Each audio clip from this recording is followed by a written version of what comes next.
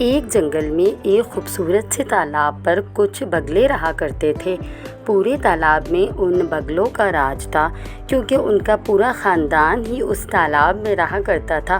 ہر شام ایک خون خوار لومڑ اس تالاب میں پانی پینے آتا اور ساتھ ہی ان بگلوں میں سے کسی ایک کے بچے کا شکار کر اپنا پیٹ بھر لیتا۔ کچھ دن تو ایسا چلتا رہا۔ بگلوں نے چھپ کر کے یہ غم برداشت کیا، لیکن پھر ان کے برداشت بھی جواب دے گئی اور وہ جنگل کے راجا شیر کے پاس اس لومڑی کی شکایت لے کر پہنچے۔ شیر راجا بہت ہی اچھے دل کا، انصاف پسند اور امن پسند راجا تھا۔ کیوں بھائی لومڑی، تمہیں تو پتہ ہے نا کہ یہ ہمارے جنگل کے اصولوں کے خلاف ہے۔ ہمارے جنگل کا نیم یہ ہے کہ کوئی بھی جانور دوسرے جانوروں کے بچے کو کھا کر اپنی بھوک نہیں مٹائے گا۔ چلو اب تم سارس بہن سے معافی مانگو اور جرمانے کے طور پر تمہیں سارس بہن کو پارٹی بھی دینی ہوگی۔ پھر شیر راجا نے ان دونوں کی صلح صفائی کرائی اور شیر راجا کے کہنے پر وہ دونوں گہرے دوست بن گئے۔ اب اگلے دن 3 بجے کا ٹائم ان کی پارٹی کا طے ہوا۔ یہ لومڑی بہن کی فطرت ہوتی ہے کہ انہیں سونے کا نوالا بھی کھلا دیا جائے تو بھی وہ اپنی خصلت سے باز نہیں آتی۔ جب پارٹی کا ٹائم آیا اور سارس بہن لومڑی کے گھر پہنچی، لومڑی نے ویسے تو بہت اچھے سے ویلکم کیا۔ یہ تو بتاؤ تم نے کیا بنایا ہے؟ میں نے بہت ہی مزیدار سوپ بنایا ہے، مجھے معلوم ہے تمہیں بہت پسند ہے۔ جب وہ کھانے کے لیے بیٹھے تو لومڑی نے یہ ہوشیاری دکھائی کہ بالکل ہی فلیٹ پلیٹ میں اس کے لیے سوپ ڈالا۔ اب لومڑی کی تو کوئی لمبی چونچ نہیں تھی، وہ تو بڑے مزے سے سوپ پی رہی تھی، لیکن پلیٹ اتنی فلیٹ ہونے کی وجہ سے سارس کی چونچ اندر ہی نہیں جا رہی تھی اور وہ سوپ پی ہی نہیں پا رہی تھی۔ لومڑی من ہی من مسکرائی۔ سارس بہن ساری بات سمجھ گئی، اس نے بھی دماغ لڑایا۔ اچھا سنو، اس دعوت کے بدلے میں بھی تمہاری دعوت کرنا چاہوں گی۔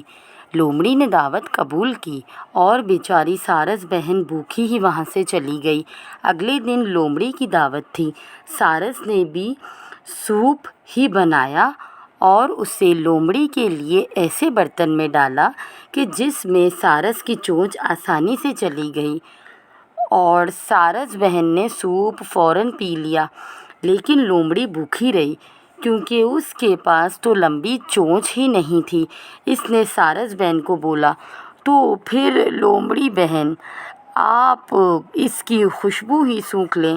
معاف کرنا بہن، مجھے بولنے میں اچھا نہیں لگ رہا کہ ایک برائی ہی دوسری برائی کو جنم دیتی ہے۔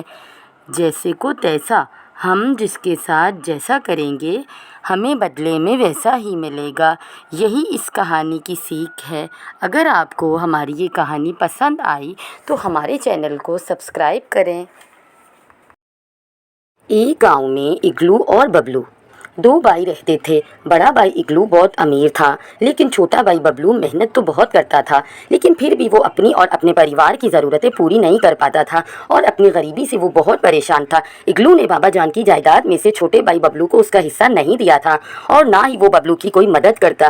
تہواروں کے موقع پر بھی ببلو کا گھر ویران ہوتا، لیکن اگلو کا گھر دیوں اور مٹھائی اور مزے پکوانوں سے جگمگاتا رہتا۔ ایک دن ببلو مدد کی نیت سے اگلو کے گھر پہنچا۔ قرضہ مانگنے پر بھی اس کا بڑا بھائی اسے یہ جواب دیتا ہے، دیکھو ببلو، میں نے دن رات محنت کر کے یہ عیش و آرام کمایا ہے، آج کل خرچے بھی بہت بڑھ گئے ہیں، تمہیں بھی محنت کرنی ہوگی، میں تمہاری مدد نہیں کر سکتا، اب تم یہاں سے جا سکتے ہو۔ سنو بھیا، بابا نے جو میرا حصہ دیا ہے وہ مجھے لوٹا دو۔ میں نے آج تک تم سے نہیں مانگا، لیکن آج کل میرے گھر کے برے حالات چل رہے ہیں، اسی لیے میں اپنا حصہ مانگ رہا ہوں۔ تمہاری ہمت کیسے ہوئی مجھ سے حصہ مانگنے کی؟ ابھی دفع ہو جاؤ یہاں سے، ورنہ مجھ سے برا کوئی نہیں ہوگا۔ ببلو کو بہت برا لگا اور وہ کام کی کھوج کے لیے جنگل کی طرف چل پڑا۔ کچھ دور چلتے ہی ایک بوڑھی ماسی دکھائی دی، اس کے سامنے لکڑیوں کا ڈھیر تھا۔ ببلو نے سوچا، میں ان کی مدد کر دوں تو یہ مجھے کچھ پیسے دے دیں گی، کیا میں یہ لکڑیاں آپ کے گھر پہنچا دوں؟ آپ مجھے اس کے بدلے کچھ پیسے دے دینا، اور اگر اور بھی کوئی کام ہو تو میں وہ بھی کر دوں گا۔ بوڑھی موسی راضی ہو گئی اور ببلو لکڑیاں اٹھاتے ہوئے ان کے پیچھے چل دیا اور ان کے گھر تک پہنچا دیا۔ بوڑھی ماسی پوچھتی ہے، تم اتنے دکھی کیوں لگ رہے ہو؟ बबलू कहता है, घर पर बीवी और बच्चे भूखे हैं, मेरे पास करने के लिए काम नहीं और खाने के लिए अनाज का एक दाना भी नहीं।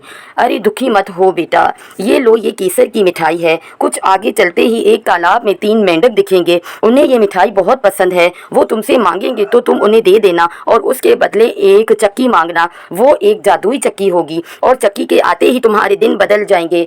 बबलू आगे बढ़ा और तालाब तक पहुंचा। वहाँ 3 मेंढक भी मौजूद थे। उनमें से एक मेंढक बोला, हमें ये मिठाई बहुत पसंद है, ये हमें दे दो। बबलू, ठीक है, लेकिन इसके बदले तुम मुझे वो चक्की दो। मेंढक राजी हो गए और वो चक्की लेकर वहाँ से जाने लगा। एक मेंढक बोला, सुनो, ये कोई मामूली चक्की नहीं है, ये जादुई है और तुम्हें इसका इस्तेमाल बहुत अक्लमंदी से करना पड़ेगा।